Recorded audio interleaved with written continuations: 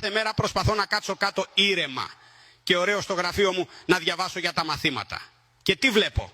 Ένα καυλόμουνο να κουνάει πάνω κάτω τα κολομάγουλα της στους ρυθμούς μιας ακαταλαβίστικης μουσικής. Δεν αντέχω άλλο. Το γουρουνοπούτσι μου αρπάζει φωτιά. Με αυτά τα βρωμόμουνα. Πατέρα δεν έχουνε.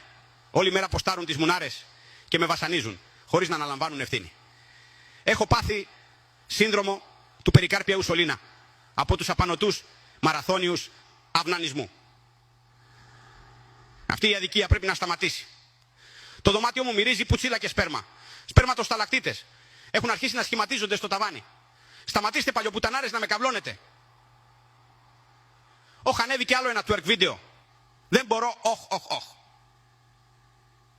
Νίκο, συγκεντρώσου, σκέψου το κόμμα πρέπει να δείξεις πειθαρχία. Δεν αντέχω άλλο. Το μικρό ατίθασο καβλάκι μου είναι εκτός ελέγχου. Όχ. Ο μικρός Νικόλας θα εκραγεί. Έτσι καύλα μου τι κολάρα είναι αυτή. Μπορεί μερικές φορές να βαράω 8 μαλακίες την ημέρα. Αλλά τα χέρια μου είναι καθαρά. Αν εξαιρέσεις τα αποξηραμένα φλόκια που τα καλύπτουν.